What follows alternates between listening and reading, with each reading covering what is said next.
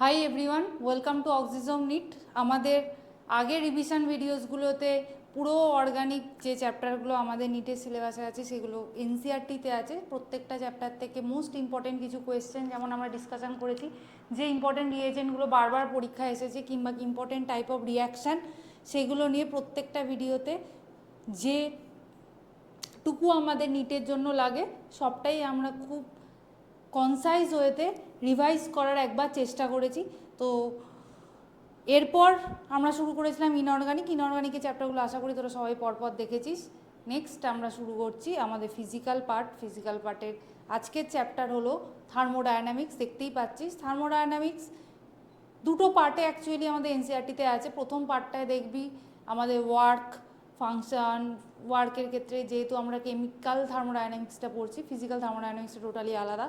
সেখানে ফিজিক্যাল বলতে আমি বলছি ফিজিক্সের পার্টটা, ডেফিনেটলি এটা ফিজিক্যাল কেমিস্ট্রি, কিন্তু কেমিক্যাল থার্মোডায়নামিক্সে আমরা গ্যাসের কাজ নিয়ে কথা বলি, যেখানে ওয়ার্কের ক্ষেত্রে পজিটিভ নেগেটিভ দু ধরনের সাইনই আমরা পাই। এছাড়াও বিভিন্ন কন্ডিশান, সেটা অ্যাডিয়াবেটিক হোক কিংবা আইসোথার্মাল কিংবা আমাদের আইসোলেটেড কোনো সিস্টেমের কথা হোক কিংবা state function, intensive extensive property, এগুলো ইন্ট্রোডাক্টরি পার্টে পাই। মাঝখানটায় আসে যেখানে আমরা পড়ি enthalpy, gives free energy, entropy, এদের কথা এবং এদের মধ্যে কি রিলেশান আছে, এবং ডেল্টা এনজি আর ডেল্টা জি আর ডেল্টা এইচের যে রিলেশানটা আছে সেখান থেকে আমরা কিছু নিউমেরিক্যালসও পাই। এবং লাস্ট পার্টটা আছে যেটা হলো থার্মোকেমিস্ট্রি, যেখানে হেসেল ল আছে এবং ওখানে ল্যাটিস এনার্জি সম্পর্কেও কিছুটা ডিসকাস করা আছে। এবং তারপর আছে আমাদের লাস্টে এনার্জি অফ অ্যাটমাইজেশন বা এনথ্যালপি অফ ডিসলিউশন, যে কোনো আমাদের কেমিক্যাল রিয়াকশান যেখানে কন্ডাক্ট হচ্ছে সেখানে রয়েছে আমাদের অ্যাটমাইজেশন বললাম, তারপর কম্বাসান আছে, এনথ্যালপি চেঞ্জ অ্যান্ড কম্বাসান কিংবা বন্ড এনথ্যালপির কথা বলা হয়েছে, কিংবা জেনারেল কোনো কেমিক্যাল রিয়াকশানের ক্ষেত্রে যেটা ডিসলিউশন হচ্ছে সেই সব ক্ষেত্রে কতটা এনথ্যালপি চেঞ্জ হয় সেটা ক্যালকুলেট করতে দেয়। এদের ক্ষেত্রে ম্যাক্সিমাম আমরা ডেল্টা এইচে প্রোডাক্ট মাইনাস রিয়াক্ট্যান্টই করে থাকি। দুটো কেস আছে, যেটা হলো আমাদের একটা যখন আমরা আসছি কম্বাসানের ক্ষেত্রে, সেক্ষেত্রে আমরা রিয়াক্ট্যান্ট মাইনাস প্রোডাক্ট করি, আর একটা হচ্ছে যখন আমরা বন্ড ব্রেকিং করি আর বন্ড এনথ্যালপির ক্ষেত্রে তখন আমরা যখন নিই সেই সময়ও আমরা রিয়াক্ট্যান্ট মাইনাস প্রোডাক্ট নিই। বাকি যে কোনো ক্ষেত্রে এনথ্যালপি ক্যালকুলেশনের সময় আমরা রিভার্স প্রসেসটা নিই। এই গেল আমাদের থার্মোডায়নামিক্সের টোটাল পার্ট। প্রথমে introductory part, intensive extensive property, then ওখান থেকে আমরা আসি ওয়ার্কের বিষয়, ওয়ার্কের বিভিন্ন condition, adiabatic, isolated system, then isothermal, then আমাদের যখন ভলিউম কনস্ট্যান্ট থেকে আইসোকারিক প্রসেস, এই প্রত্যেকটা প্রসেস পড়ি। এবং লাস্টে তারপর এখান থেকে আসি যে enthalpy change, gives free energy, এগুলো। তো যারা অলরেডি প্রথমের ভিডিওগুলো দেখেছিস আশা করি বুঝেছিস কী টাইপের হচ্ছে পড়ানো। সেখানে আমরা যেমন কোয়েশ্চেন পড়েছি পরপর একটা চ্যাপ্টারে যে জায়গাগুলো থেকে ইম্পর্টেন্ট, এখানেও থার্মোডায়নামিক্সে আমি চেষ্টা করেছি যেটুকু কম সময়ে আমরা কভার আপ করতে পারি যে জায়গাগুলো, সেই টাইপের কোয়েশ্চেন রাখার। এখানে দুটো টাইপের কোয়েশ্চেনই পাবো আমরা, নিউমেরিক্যাল কোয়েশ্চেন এবং থিওরিটিক্যাল। যেহেতু আমরা ফিজিক্যাল কেমিস্ট্রি সম্পর্কে একটা ধারণা নিয়েছি, কিছু ফর্মুলা মুখস্থ করলেই আমাদের অ্যান্সার হয়ে যায় এমন কিন্তু না। এনসিআরটির অনেক লাইন আছে যেগুলো থেকে ইন ডেপথে স্টেটমেন্ট কোয়েশ্চেনও এখন জিজ্ঞাসা করছে, সেটা থার্মোডায়নামিক্সই হোক কিংবা সলিউশন চ্যাপ্টারই হোক, কিংবা যদি আমরা দেখি আমাদের ইলেকট্রোকেমিস্ট্রি কিংবা কেমিক্যাল কাইনেটিক্সের ক্ষেত্রে তো গ্রাফ আছে, এবং ইকুইলিব্রিয়াম বলে যে চ্যাপ্টারটা আছে সেখানেও আমাদের গ্রাফ থেকে কোয়েশ্চেন আসে। এই দুটো চ্যাপ্টারে থার্মোডায়নামিক্সের ক্ষেত্রেও আমরা কিন্তু অনেক টাইপের থিওরিটিক্যাল কোয়েশ্চেন, স্টেটমেন্ট কোয়েশ্চেন পেতে পারি। তো আসা যাক, বেশি কিছু না বলে আমাদের যে রিভিশন সিরিজ চলছে তার প্রথম কোয়েশ্চেনে আমরা সুইচ করছি। আর যারা আমাদের কাছে ক্র্যাশ কোর্সে এখনও জয়েন করতে চাস, আমাদের কন্ট্যাক্ট নাম্বার 9300054553 কন্ট্যাক্ট করে যোগাযোগ করে নিতে পারিস। রিভিশন সিরিজ এখানেও চলছে। এরপর আমাদের অফলাইন ক্লাসের পাশাপাশি অ্যাপেও অনলাইনে 1 তারিখ থেকে ক্লাস শুরু হবে। আর যারা আমাদের কাছে পড়িস না তাদের জন্যও এই সিরিজটা চলছে, আশা করি তাদেরও হেল্প হবে। এবং সেটা তোরা নিজেরাই বুঝতে পারছিস যে প্রত্যেকটা চ্যাপ্টারই আমরা কভার করার চেষ্টা করছি যতটা শর্টে যেটুকু কভার করা যায়। In which of the following process of an ideal gas temperature increases. তাহলে এখানে কোয়েশ্চেন জানতে চাইছে এই চারটে কন্ডিশনের মধ্যে। লক্ষ্য করে দেখবি আগের বছর থার্মোডায়নামিক্স থেকে খুব একটা ইজি কোয়েশ্চেন এসেছিলো, যেখানে শুধুমাত্র আমাকে কোন প্রসেসের জন্য কি হয়, কি কন্ডিশন লাগে সেটা জিজ্ঞাসা করেছিল। এই কোয়েশ্চেনটা ওই টাইপেরই, কিন্তু এর অ্যাপ্লিকেশান বেসড। এখানে জানতে চেয়েছে যে কোন প্রসেসের জন্য আইডিয়াল গ্যাসের ক্ষেত্রে টেম্পারেচার ইনক্রিজ করবে। টেম্পারেচার ইনক্রিজ করছে মানে ডেল্টা টিটা আইদার পজিটিভ হবে কিংবা নেগেটিভ হবে, কিন্তু কনস্ট্যান্ট থাকবে না বা জিরো হবে না। তাহলে সেক্ষেত্রে আইসোথার্মাল এক্সপানশন কোনোদিন হতেই পারে না, কারণ এখানে প্রসেসটাই বলে দিচ্ছে আইসোথার্মাল। আইসোথার্মাল মানে কি? Temperature constant. তো এই প্রসেসটা তো কোনোদিনই হতে পারে না, ঠিক এই প্রসেস কোনোদিনই হতে পারে না। আর কোনটা হতে পারে না? একইভাবে এখানেও আইসোথার্মাল বলেছে, তার মানে এর ক্ষেত্রেও হবে না, সেটা কম্প্রেশনই হোক সেটা এক্সপানশনই হোক।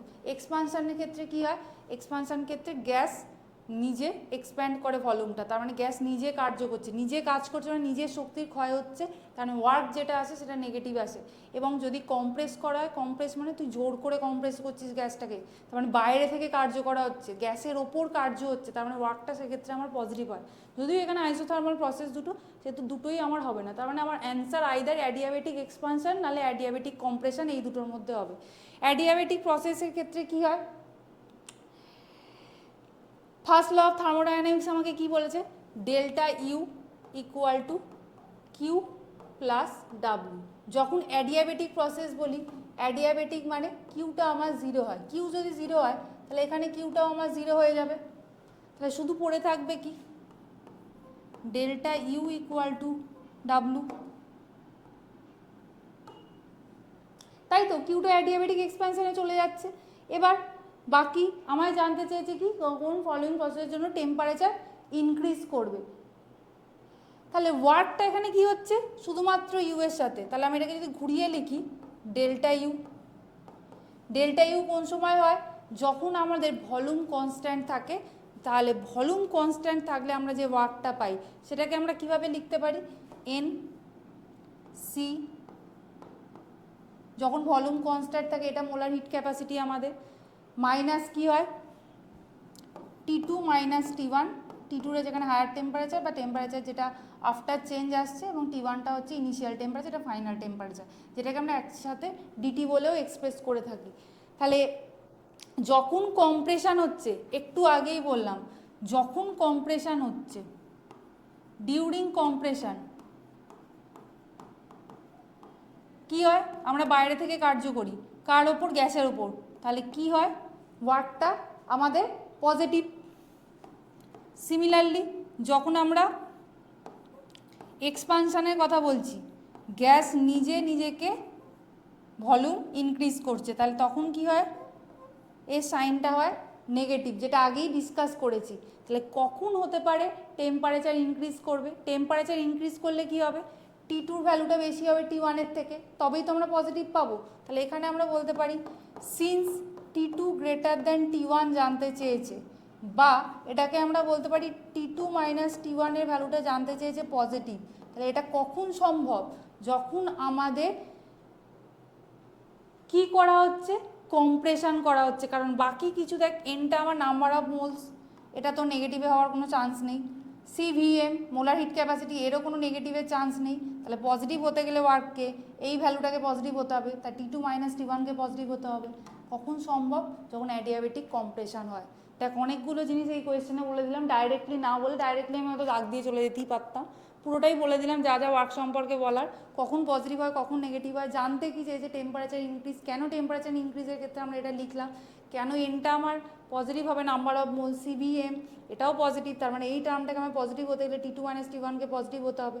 এটা কখন সম্ভব? যখন আমাদের ওয়ার্কটা পজিটিভ জানতে চেয়েছে, T2 মাইনাস T1 ইনক্রিজ করবে, এটা সম্ভব আমার যখন অ্যাডিয়াবেটিক কম্প্রেশন হবে সেক্ষেত্রে। Then next question. এবার দেখ, ডাইরেক্টলি আমাকে ইন্টেন্সিভ আর এক্সটেন্সিভ প্রপার্টির কথা না বলে এখানে একটু কায়দা করে তোকে জানতে চেয়েছে, যে দুটো স্টেটমেন্ট দিয়েছে, দিয়ে জানতে চেয়েছে কোনটা ইন্টেন্সিভ প্রপার্টি কোনটা এক্সটেন্সিভ প্রপার্টি। কি বলতে চাইছে?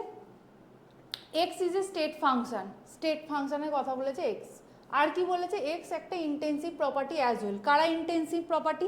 ইন্টেন্সিভ প্রপার্টি যারা মাস ইন্ডিপেন্ডেন্ট।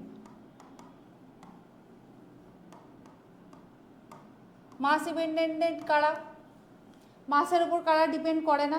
আমার যতদূর মনে পড়ছে দুজন খুব চেনা, একটা হচ্ছে টেম্পারেচার, মাসের ওপর ডিপেন্ড করে না, আর প্রেশার, এটাও আমাদের মাসের ওপর ডিপেন্ড করে না। এরা আমাদের ইন্টেন্সিভ প্রপার্টি। কিন্তু কারা এক্সটেন্সিভ প্রপার্টি? যারা মাস ডিপেন্ডেন্ট।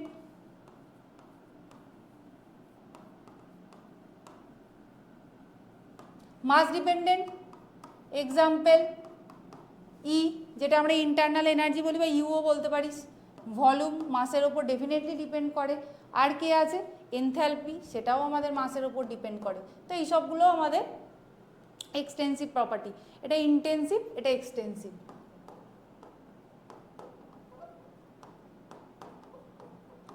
হলো। এবার বলতে চাইছে এক্স ওয়াই রেসপেক্টিভলি মেবি কে কে হতে পারে। ওয়াই এর ক্ষেত্রেও কি বলেছে, ওয়াইও একটা স্টেট ফাংশন, কিন্তু এটা এক্সটেন্সিভ প্রপার্টি। আমরা ইন্টেন্সিভ এক্সটেন্সিভ বললাম।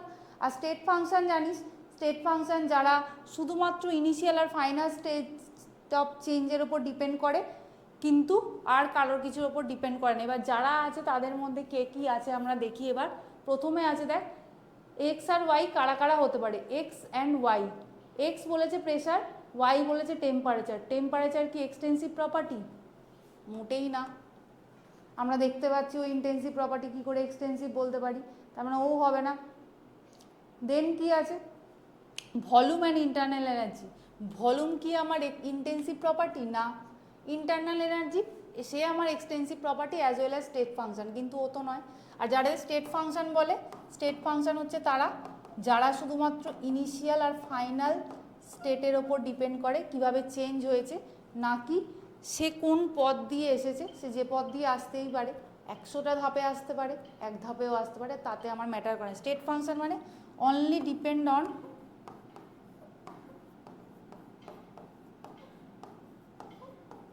on the initial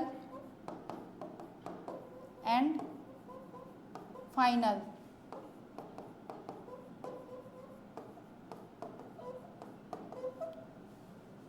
not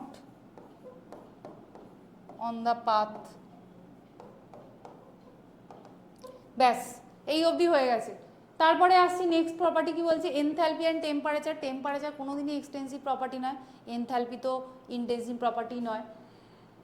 দেন কি আছে, লাস্ট অপশনটাই মানে আমার কারেক্ট হবে, সেটা আমরা বুঝে গেছি। স্টিল আমরা দেখে নিই ইন্টেন্সিভ প্রেশার এবং ইন্টারনাল এনার্জি, সেটার কথাও বললাম, সে আমাদের এক্সটেন্সিভ প্রপার্টি। তার মানে আমার স্টেটমেন্ট 4টাই একমাত্র কারেক্ট। আমি জাস্ট অনেকটা বললাম বলে তাই, আদারওয়াইজ তুই যদি অপশান এলিমিনেশন করতিস প্রথমেই অ্যান্সার চলে আসতো। এত কিছু তো লেখা তোদের পরীক্ষা দরকার হবে, ডাইরেক্ট অপশান দেখবি, অপশান এলিমিনেশন করবি, অ্যান্সার এসে যাবে। Next question, if heat of formation. কোয়েশ্চেনটা দেখ, এখানে হিট অফ ফরমেশন দিয়েছে। হিট অফ ফরমেশন কার কার দিয়েছে, C3H8, CO2 অ্যান্ড H2O। আর কি বলেছে, তিনজনের ভ্যালু দিয়ে দিয়েছে, দিয়ে জানতে চেয়েছে কার ক্ষেত্রে heat of combustion of propane কী হবে। এবার একটা জিনিস শিওর, কম্বাশন যখন বলছি, কম্বাশন যখন জানতে চেয়েছে তার মানে ভ্যালুটা আমার নেগেটিভই আসবে। কিন্তু এখানে কি দিয়েছে দেখ, ফরমেশনগুলো দিয়েছে। এটা আমি লেন্দি প্রসেসেও করতে পারি, এক ধাপেও করতে পারি। লেন্দি প্রসেসে কীভাবে, এখানে যেহেতু কোনো কেমিক্যাল রিয়াকশান দেয়নি, শুধুমাত্র বলে দিয়েছে এদের ফরমেশনগুলো, ফরমেশনের রিয়াকশানগুলো আমরা আলাদা করে লিখতে পারি। দেন ফাইনালি তাদের যোগ বিয়োগ করে, যেটা হেসের সূত্র আমরা বলি, প্রত্যেকটা রিয়াকশান লিখে সেটাকে আলাদা করে যেতে পারি। আমি জাস্ট রিয়াকশানগুলো লিখে দিচ্ছি। সেটা কম্বাশন রিয়াকশানের ক্ষেত্রে ফাইনাল ধাপে কী হবে, কীভাবে যোগ বিয়োগ হবে, সেটা তো হয়ই, সেটাতে আমি সলভ করব না, কিন্তু প্রসেসটা আমরা জেনে রাখা দরকার। কোনো অঙ্কে হয়তো কোনোভাবে কাজে লাগতে পারে। ফরমেশন রিয়াকশানস, কার কার ফরমেশনের এনথ্যালপি দিয়েছে, আমি প্রথমে দেখতে পাচ্ছি দিয়েছে C3H8। C3 মানে আমার কি, প্রপেন। তাহলে C3 তার মানে 3টে কার্বন আছে, H8 বলেছে, তার মানে 4টে হাইড্রোজেন আমি নেব। সেখান থেকে কি তৈরি হবে, C3H8, এবং সেই ভ্যালুটা আমাকে দেখ দিয়ে দিয়েছে। সেই ভ্যালুটা কত বলে দিয়েছে, -38.2। আমরা এক ধাপেও করবো, এটা আমি জাস্ট ব্যাখ্যা করছি, তাই এটা আমরা এক ধাপেও করতে পারবো, সেখানে যখন আসবো সেটাও বলবো। আগে আমরা একটু দেখে নিই কীভাবে এসছে। নেক্সট আছে কি CO2। CO2 কীভাবে তৈরি হয়, কার্বন আর অক্সিজেনের ডাইরেক্ট কম্বিনেশন। তাহলে এখানেও তাই করব, কার্বন তার সাথে অক্সিজেন, তৈরি হবে কি, CO2। এর ক্ষেত্রে কত ভ্যালুটা আছে, -94.1 কিলো ক্যালোরি। দেন কি আছে, H2O। H2Oর ক্ষেত্রে কি হয়, দুটো হাইড্রোজেন আছে, সেটা নিয়ে সমস্যা নেই, সমস্যাটা কাকে নিয়ে হয়, অক্সিজেনকে, তার মানে হাফ অফ O2।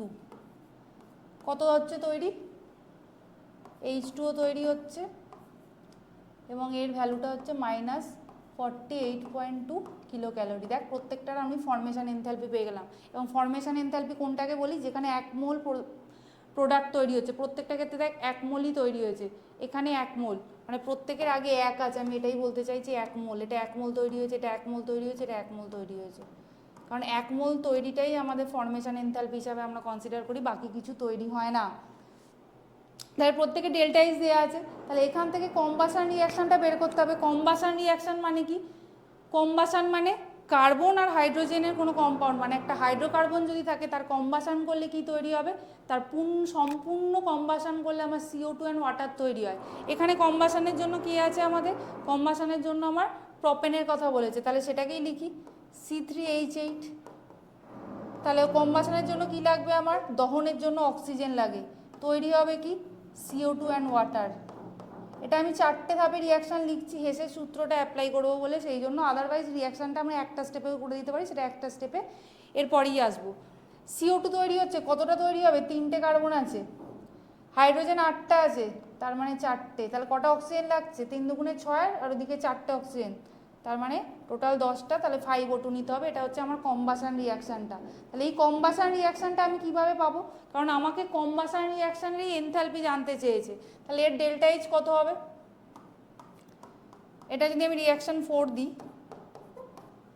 4 এর জন্য এটা আমি জানতে চাইছি, 4টাকে আমি কিভাবে পাবো, এটাকে যদি আমি রিয়াকশান 1 দিই, এটাকে যদি আমি 2 দিই, এবং এটাকে যদি আমি 3 দিই, তাহলে 3, 1, 2 থেকে আমি কিভাবে পেতে পারি এই রিয়াকশানটা। দেখ এটা তৈরি হয়েছে এবং আমি এখানে এটারই দহন করছি, তার মানে এই রিয়াকশানটাকে আমার রিভার্স লিখতে হবে। রিভার্স লিখলে কি হয়, এনথ্যালপির ভ্যালুটা উল্টে যায় রিয়াকশানের ক্ষেত্রে। আর কি করেছি, এখানে তৈরি হচ্ছে CO2, তার মানে আমার ডান দিকেই আছে, এবং এই রিয়াকশানও ডান দিকে আছে, তার মানে এই রিয়াকশানটাকে আমাকে কোনো উল্টাতে হবে না। আর কি পরিবর্তন করতে হবে, 3টে অণু CO2 তৈরি হয়েছে, তার মানে এই রিয়াকশানটাকে আমায় 3 দিয়ে মাল্টিপ্লাই করতে হবে। আর কি আছে, এই রিয়াকশানটাকে রিভার্স করবো, এটাকে লিখছি এখানে রিভার্স, এটাকে রিভার্স করবো, একে 3 দিয়ে গুণ করব।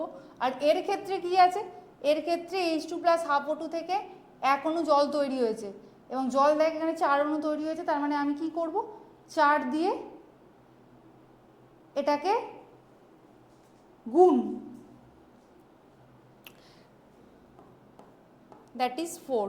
তাহলে 4, 3 এই দুটোকে গুণ করব, এদের দুজনে যোগ হবে আর এটার বিয়োগ হবে, তাহলে ওভারঅল ভ্যালুগুলো কত দিয়েছে দেখ, আমার দিয়েছে -48.2, তাকে 4 দিয়ে গুণ করব, তাহলে এখানে এটাই লিখি -48.2কে 4 দিয়ে গুণ করব, তার সাথে কাকে যোগ করব, -94.1, একে 3 দিয়ে গুণ করব, মাইনাস কত হবে, যেহেতু এই রিয়াকশানটাকে রিভার্স করে দিয়েছি এটার মাইনাস হবে, এরও মাইনাস আছে, মাইনাসে মাইনাসে প্লাস হয়ে যাবে, স্টিল আমি ভেঙেই লিখলাম।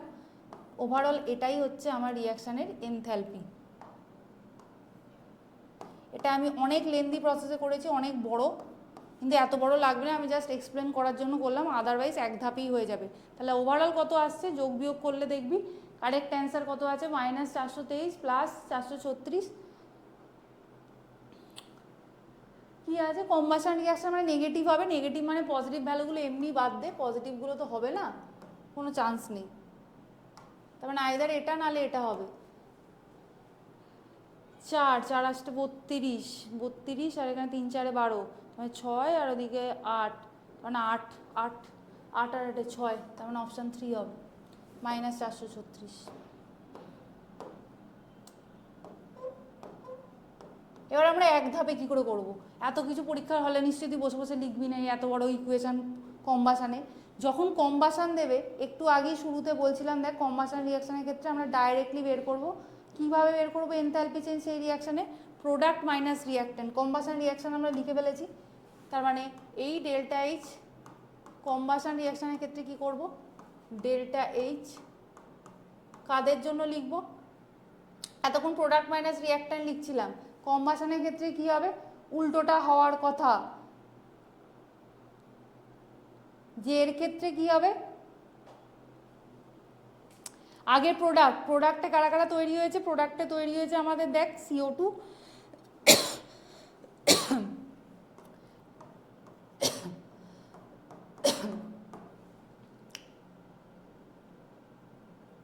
আমি ঠিক লিখলাম? 1 মিনিট।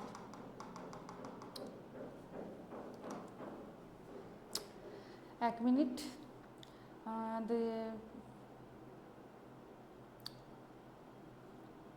436, তার মানে -436, তার মানে আমার আছে propane.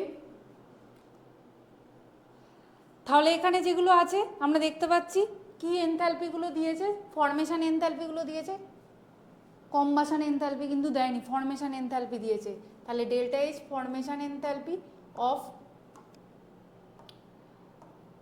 Products minus delta H formation enthalpy of reactants. Formation enthalpy দিয়েছে, যদি কম্বাশন এনথ্যালপি দিত তাহলে কিন্তু আমরা উল্টোটা করতাম, রিঅ্যাক্ট্যান্ট মাইনাস প্রোডাক্ট। এখানে কিন্তু দিয়েছে আমার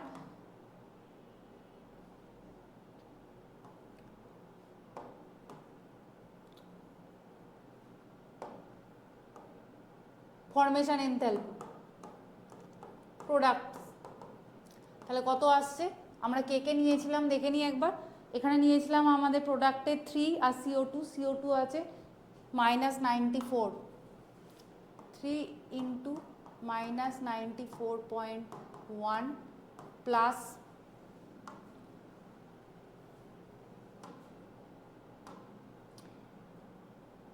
H2O কত আছে -48, -48.2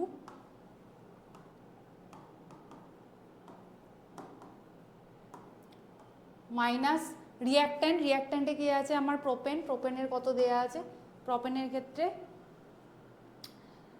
-32.8, 38.2 দেওয়া আছে। আইএস কটাগুলো আছে, একটাই আছে, তার মানে এরা সংখ্যা কিছু বসবে না।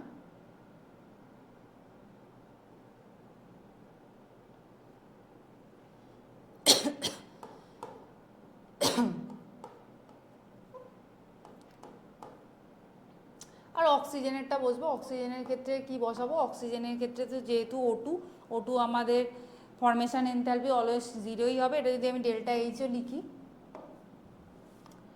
Delta H formation enthalpy of oxygen হবে, এর ক্ষেত্রে ভ্যালুটা আমার শূন্যই আসবে। তো এই হলো আমাদের গিভেন এক্সপ্রেশন। দেখ আগের এক্সপ্রেশন আর এই এক্সপ্রেশনে কোনো ডিফারেন্স নেই, সেম জিনিস। এখানে 3, ওখানে 4 গুণ হয়েছে আর আমরা বিয়োগ করছি, মানে যেটা যোগ হয়ে যাচ্ছে আলটিমেটলি।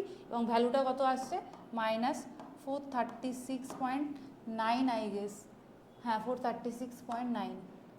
দেখ আমাদের এক ধাপেও আসতে পারে, তোরা যদি হেসেল ল ইউজ করি সেইভাবেও আসতে পারে, যেভাবে ইউজ করবি।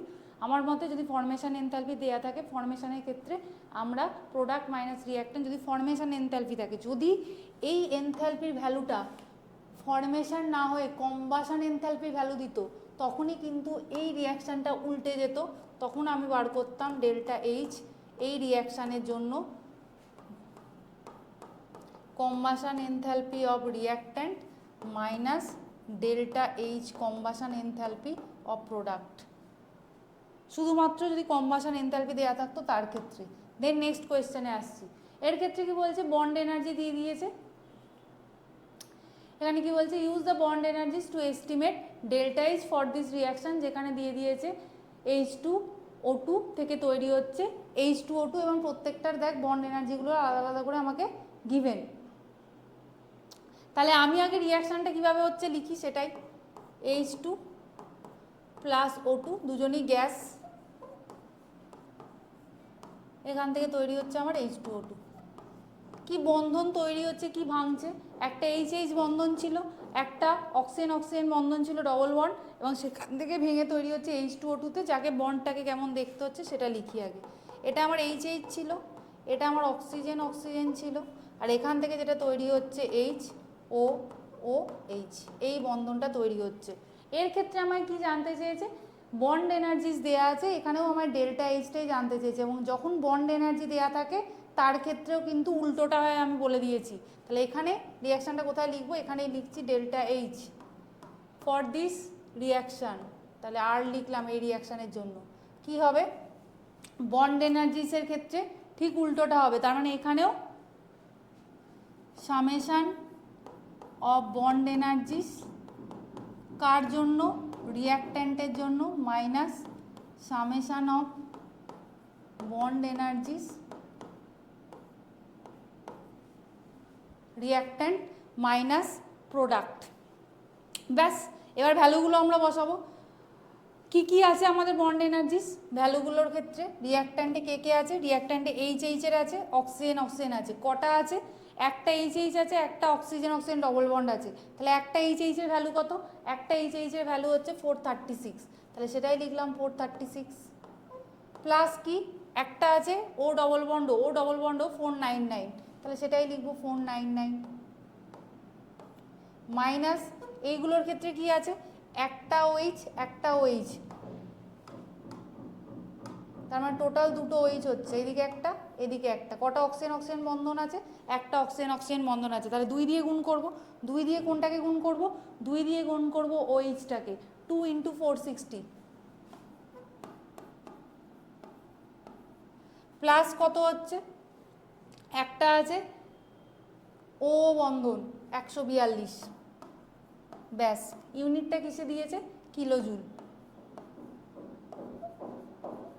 Mole inverse. ব্যাস হয়ে গেল কিলোজুল মোল ইনভার্স। তাহলে এবার জাস্ট ক্যালকুলেশন কত হচ্ছে? 9 আর 6 5, তার মানে 5, 10, তার মানে 3, 935 মাইনাস কত হচ্ছে? 460, 46 গুণে কত হয়? 92, 92 প্লাস 142, তার মানে ভ্যালুটা 142, 92, 142, তার মানে 1062। তাহলে অ্যান্সারটা কত হচ্ছে? মাইনাসে আসছে। মাইনাস কত আছে ভ্যালুটা দেখ, প্রত্যেকটা ভ্যালু 7 আর 5 12 হয়, তার মানে মাইনাস 127। ওটার ক্যালকুলেশন করতে হয় না, যারা চাস ক্যালকুলেশন করবি 187 আসবে। দেন যাচ্ছি নেক্সট কোয়েশ্চেনে। এটা আমাদের বন্ড এনার্জি ছিল, যে ক্ষেত্রে উল্টোটা যাবে। তারপর a gas undergoes a process in which delta E, তার মানে এই ডেল্টা ই বলতে আমাকে ইন্টারনাল এনার্জি ভ্যালুটা দিয়ে দিয়েছে। দিয়ে কি বলছে? while absorbing 400 joule of heat expands against constant pressure of 0.5 বার। এখানে কনস্ট্যান্ট প্রেসারে এগেনস্টে চেঞ্জ হচ্ছে, হিট অ্যাবজর্ব করছে এতটা, এক্সপ্যান্ড করছে গ্যাস।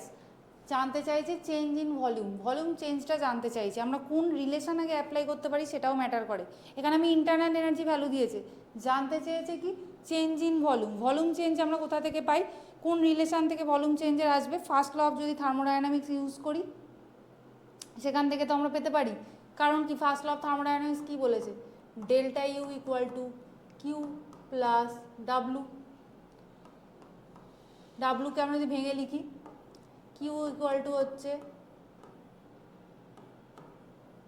ঠিক এটাই তো আমার ইন্টারনাল এনার্জি দেওয়া আছে, দেখ ভ্যালুটা পি ডেল্টা ভি। পুরোটা আমরা ভেঙে দিলাম। ভ্যালু এবার আমাকে বার করতে হবে ওয়ার্কের জন্য কত আসছে। ওয়ার্কের ভ্যালুটা আমার চাই, তাহলে ওয়ার্ক ডাব্লু, ডাব্লু মানে মাইনাস পিডিবি। পি এর ভ্যালু কত দেওয়া আছে? পি এর ভ্যালু দেওয়া আছে আমার বার। বার থেকে আমাকে অ্যাটমসফিয়ারে নিয়ে যেতে হবে, তাহলে কত দিয়ে ভাগ করব? 1.01 দিলে এটিএম এ কনভার্সন হবে। বারে ভ্যালু দিয়েছে 1.01 দিলে এই ভ্যালুটা অ্যাটমসফিয়ারে আসবে। এবার ডিভির ভ্যালু, ডিভির ভ্যালু কি আসবে? ডিভির ভ্যালু অ্যাটমসফিয়ার লিটারে আসার কথা, কিন্তু আমাকে ইউনিটটা কিসে দিয়েছে? দেখ জুলে দিয়েছে। তাহলে জুলে কনভার্ট করতে গেলে আমাকে ভলিউমটাকে কত দিয়ে গুণ করতে হবে? ভলিউমটাকে গুণ করতে হবে 101 জুল দিয়ে। তার মানে delta B as well as রয়ে গেল যেমন, আমি ইউনিটটা কনভার্সন করলাম। তাহলে এবার কত আসছে? গুণ ভাগ কর, ওপরে যদি 0 করে দিই, এই যদি উঠে যায়, এই কেটে যাচ্ছে, এ উড়ে যাচ্ছে, তার মানে 50 হচ্ছে। 50 কত হবে? ইউনিটটা কি আসবে সেটাই ম্যাটার করে। 50 ডেল্টা ভি জুল, কারণ আমি জুলে ট্রান্সফার করলাম অ্যাটমসফিয়ার লিটার থেকে। ভিটা যদি লিটারে আসতো তখন আমাদের প্রবলেম হতো, সেই জন্য ওটাকে আমরা লিটারে নিয়ে চলে গেলাম, লিটার থেকে জুলে নিয়ে চলে গেলাম। এবার আমরা কি ভ্যালুগুলো বসিয়ে দেবো? ভ্যালুগুলো তো আমার কাছে আছে, হিট কতটা অ্যাবজর্ব করছে বলে দিয়েছে দেখ according to our question 400 joule of heat, U এর ভ্যালুও দেওয়া আছে দেখ 300, সব পেয়ে গেছি। এই ভ্যালুটা কত এলো আমার 50 ডেল্টা ভি, কারণ ইউনিটটা আমি সেম করে নিয়েছি জুল সব কিছুই। তাহলে এবার আমার কত আসছে 500 ডেল্টা ভি ইকুয়াল টু -100। ঠিক লিখলাম না কিছু বাদ চলে গেছে? ও মাইনাস পি ডিভিটাই আমার কত এসছে 50 এসছে আই গেস। ঠিক লিখলাম মাইনাস পি ডিভি, তার মানে পি ডিভি মাইনাস 50 মাইনাস, আচ্ছা মাইনাস -50।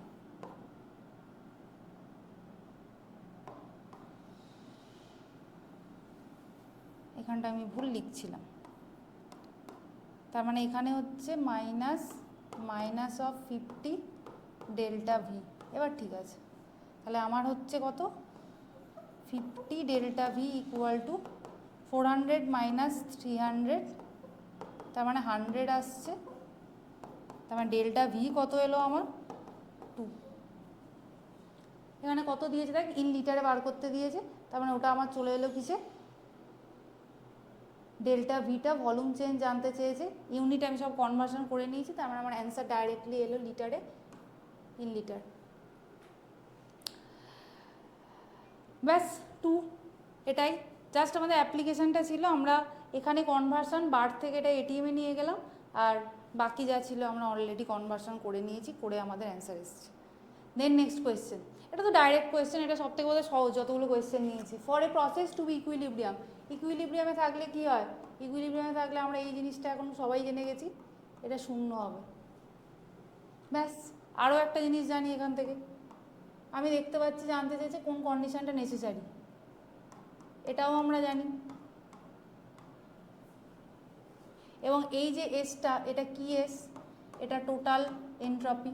টোটাল মানে কার বোঝাচ্ছি, ইউনিভার্সকে বোঝাচ্ছি। ইউনিভার্স কাকে নিয়ে তৈরি, ডেল্টা এস ইউনিভার্স মানে আমার দুজন আছে, কারা কারা আছে, এক হচ্ছে ডেল্টা এস সিস্টেম আছে, প্লাস ডেল্টা এস সারাউন্ডিংও আছে,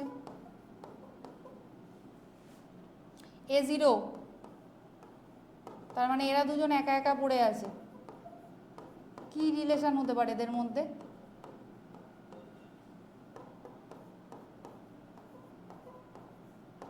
একে অপরের অপোজিট সাইন, বাকি ভ্যালুটা দুজনেরই সেম।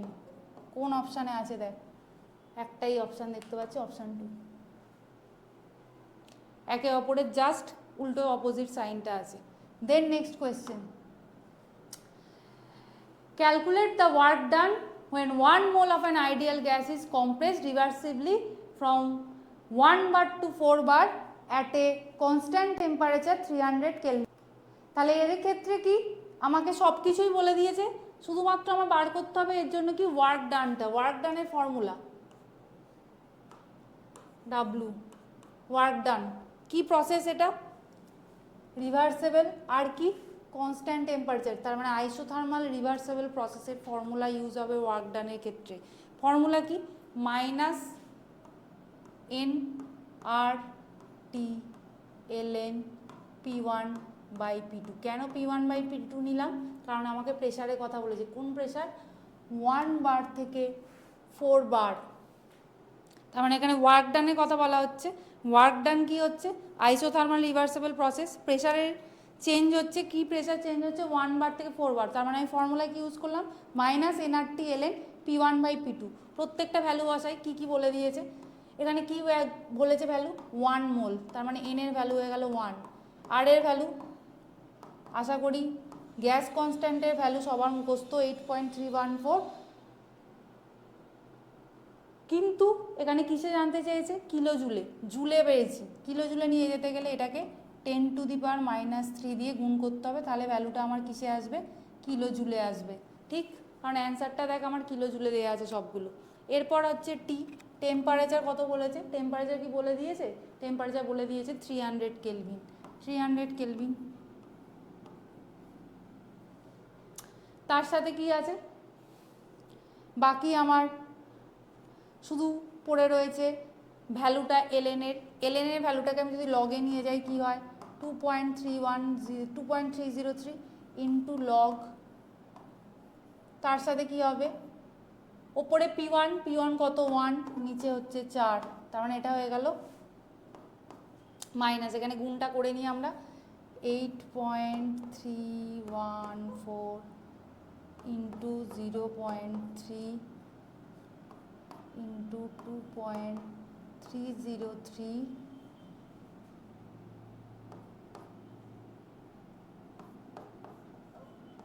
Minus log 4।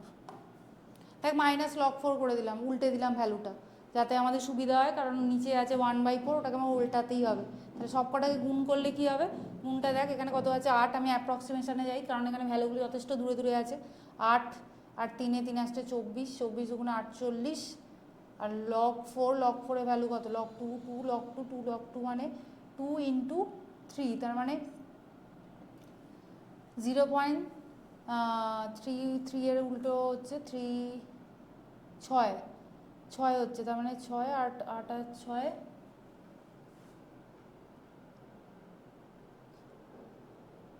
8, 3 আসছে 24, 24 গুণ 48, 48 আর 8 আর 6 14, তার মানে অপশান 3.45 হবে, প্লাস হবে, প্লাস তো হচ্ছেই, সব ভ্যালু তো এসে গেছে নাকি, মাইনাস 4.4, আর তো কিছু নেই,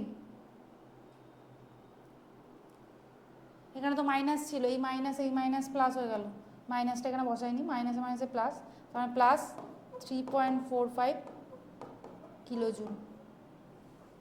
দেন নেক্সট কোয়েশ্চেনে যাচ্ছি, থার্মোডাইনামিক্সের কোয়েশ্চেন যথেষ্ট সময় লাগছে।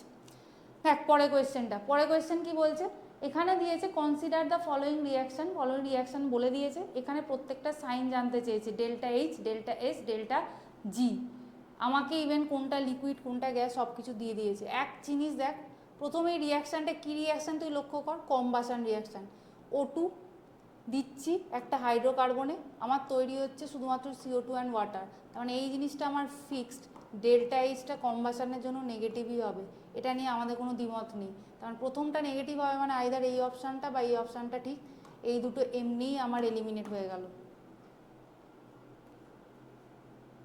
এবার আসছে কি ডেল্টা এস, লক্ষ্য কর এখানে লিকুইড ছিল এখানে গ্যাস ছিল কত 15/2, সেখান থেকে গ্যাস তৈরি হলো 3 আর 6 9, তার মানে ডেফিনেটলি বেশি, কারণ এটাকে যদি তুই ভাগ করিস 7.2 আসছে, 7.5 আসছে, সেখান থেকে 6 আর 3 9, ডেফিনেটলি বেশি, তার মানে ডেল্টা এনজি যেটা আছে সেটা পজিটিভ মানে আমার ডেল্টা এসটাও পজিটিভই হবে।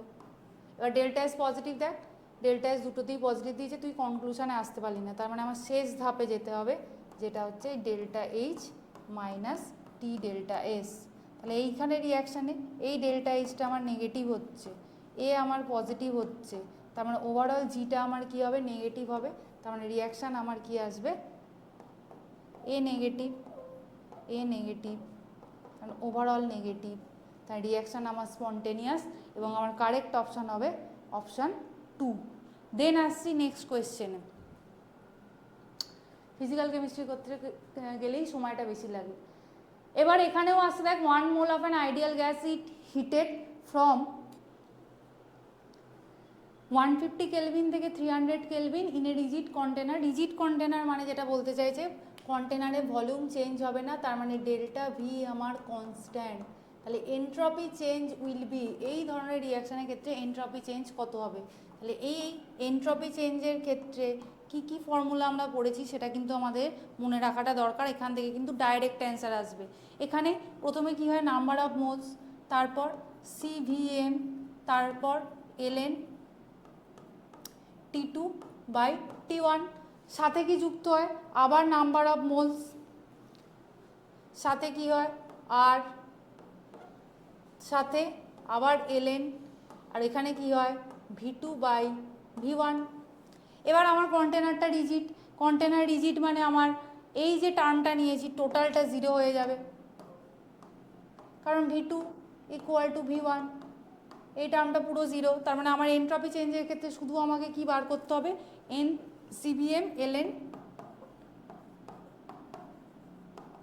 T2/T1, by T1। এই সিবিএম এর ক্ষেত্রে আমরা ভ্যালু জানি না, কিন্তু আমাকে সিপিএম এর ভ্যালু দিয়ে দিয়েছে, তার মানে কনস্ট্যান্ট প্রেসারে মোলার হিট ক্যাপাসিটি। তার মানে এখান থেকে আমি সিবিএমটা বার করতে পারবো কীভাবে, ফর্মুলা তো একটাই, CP minus CV equal to R. তাহলে এখানে সিবির ভ্যালু বার করতে চাইছি, তার মানে 20 ভ্যালুটা দেয়া আছে।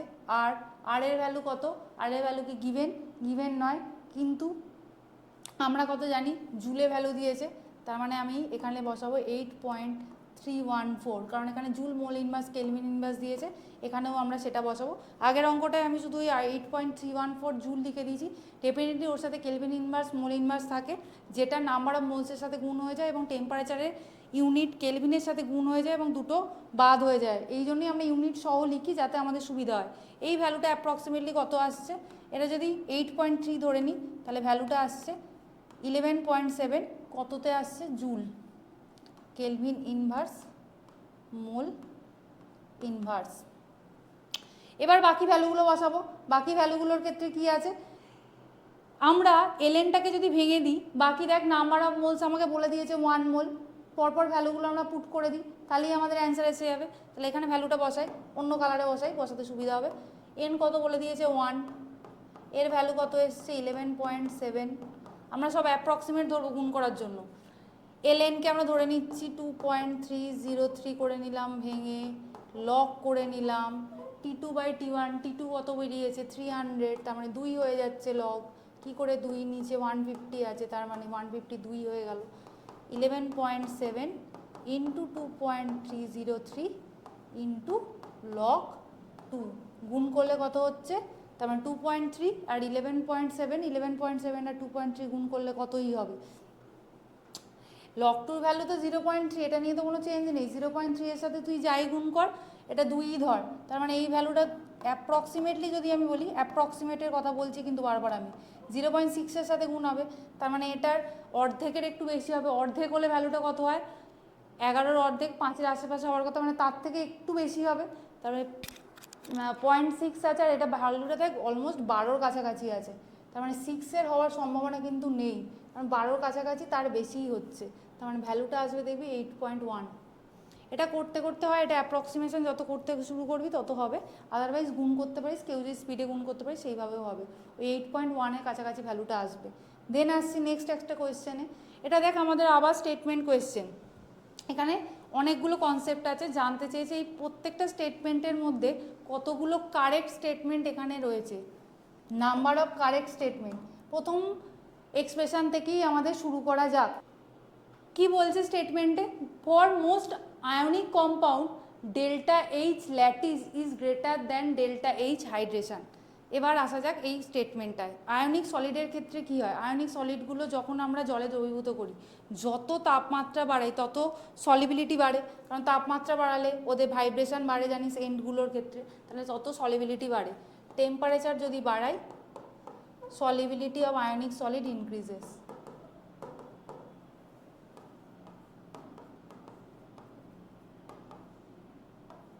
মানে কম্পাউন্ডস বলেছে তাই লিখি, increases, solubility of ionic compound increases. এবং এই যে ডিজলিউশন প্রসেসটা হয়, এই ডিজলিউশন প্রসেসটা, ডিজলিউশন মানে জানিস ডিজলভ করার কথাই বলা হচ্ছে, ডিজলিউশন প্রসেসটা আমাদের কি হয়, যেহেতু আমাদের বাইরে থেকে এনার্জি দিতে হচ্ছে, প্রসেসটা আমার হয়ে যায় এন্ডোথার্মিক প্রসেস। এবার আসছি ডেল্টা এইচ, তাহলে ডেল্টা এইচ সলিউশনের ক্ষেত্রে এই প্রসেসটা কী হবে, পজিটিভই হবে, পজিটিভ মানেই তো এন্ডোথার্মিক হচ্ছে প্রসেসটা। এবং যদি ডেল্টা এইচকে বলি, ডেল্টা এইচ কার কার ধরতে হবে আমাকে, একটা তো ল্যাটিসের, তার সাথে আর একটা ডেল্টা এইচ,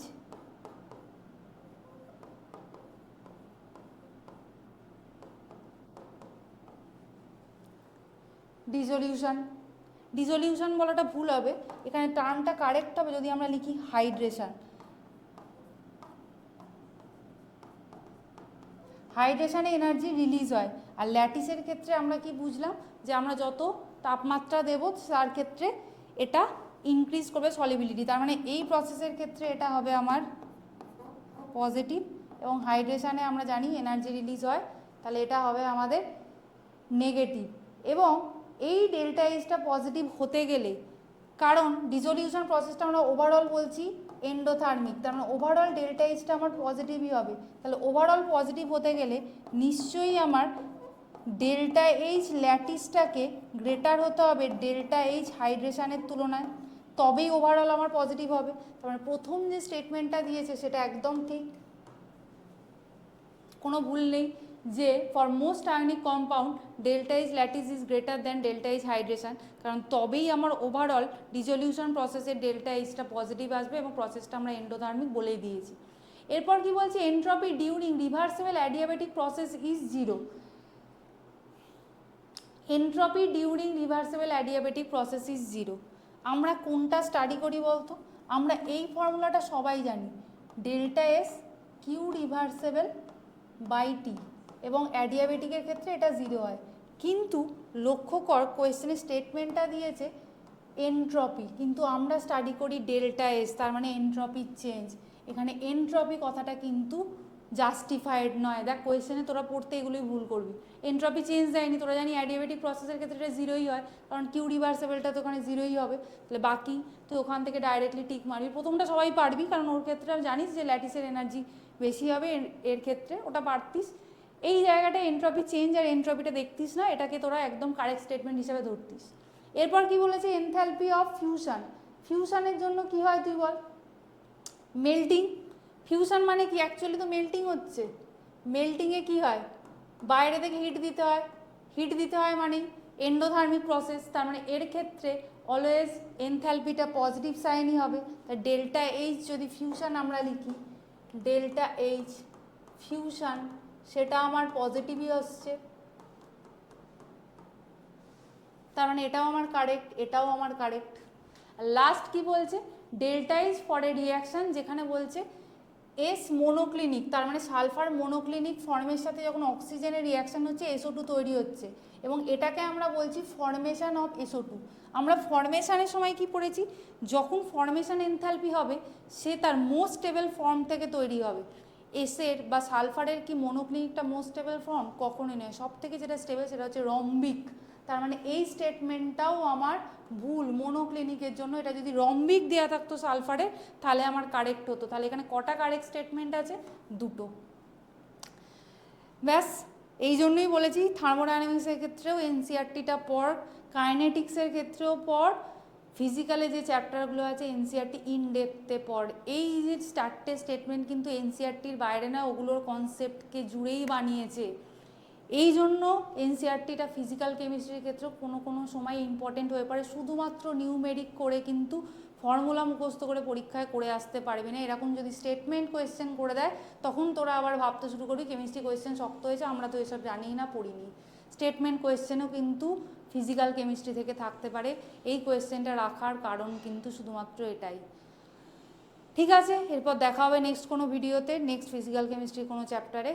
ততক্ষণ অবধি সবাইকে অল দ্য বেস্ট, ভালো করে পড়াশোনা কর, যেটুকু সময় আছে ফুল এনার্জি দিয়ে চেষ্টা কর, ডিমোটিভেট হয়ে ছেড়ে দিস না, প্র্যাকটিসটা রাখ। যতই মকে কম স্কোর আসুক, হাল ছেড়ে দিলে কোনো দিনও চেঞ্জ হবে না। 350, 600 প্লাস হয়, 400, 450 যারা পাচ্ছিস তাদের তো ডেফিনেটলি গুড জায়গায় আছিস, তাদের কনসেপ্টে অতটাও ঘাটতি নেই, সিলি মিস্টেক করছিস। মকের এক্সামগুলো দে, শুধুমাত্র কিন্তু থিওরি পড়ে কেউ কোনো দিন ভালো স্কোর করতে পারেনি, তোরাও পারবি না। হঠাৎ করে ওই সেই একটা কথা আছে না যে কোনো দিন তুই ম্যাচে রান পাচ্ছিস না, হঠাৎ করে গিয়ে পরীক্ষার হলে ভাবলি আমি 100 পার করে দেবো, এরকম তো হয়ে যায় না। রোজ প্র্যাকটিস কর, ভুল হচ্ছে ভুলগুলো রেকটিফাই কর, আবার পরের দিন এক্সামের আগে সেগুলো দেখে পড়তে বস, সেগুলো দিয়ে আবার এক্সাম দে, দেখবি নতুন করে আবার সেগুলো খুঁজে পাচ্ছিস যে না এখনও আমার মধ্যে সেই এফিসিয়েন্সি আছে যে আমি বাকি 30 দিনটাও সঠিকভাবে যদি কাজে লাগাই আমার স্কোরটাও 650 প্লাস পেরিয়ে যেতে পারে। কিন্তু তুই যদি এখনই ছেড়ে দিস, এখনই ডিমোটিভেট হয়ে যাস, তোর জায়গা থেকে আর তুই নড়তে পারবি না। ভুল হতে পারে, ফিজিক্যাল কেমিস্ট্রি এনসিআরটিটা কিছুক্ষণ হলেও খুলে পড়, এমন কিছু সময় লাগবে না, ডেলি আধ ঘন্টা বের করা যায়, যে টাইমে ফোনে তোরা রিলস দেখিস সেই টাইমটা রিলস না দেখে একটু হলেও এনসিআরটিটা খুলে পড়। কেমিস্ট্রির ক্ষেত্রে আমি বারবার জোর দিচ্ছি কনসেপচুয়াল কোয়েশ্চেনও কিন্তু ফিজিক্যালে আসতে পারে। ওকে, অল দ্য বেস্ট, দেখা হচ্ছে নেক্সট কোনো ভিডিওতে। ততক্ষণ অবধি থ্যাংক ইউ, ভালো করে পড়াশোনা কর।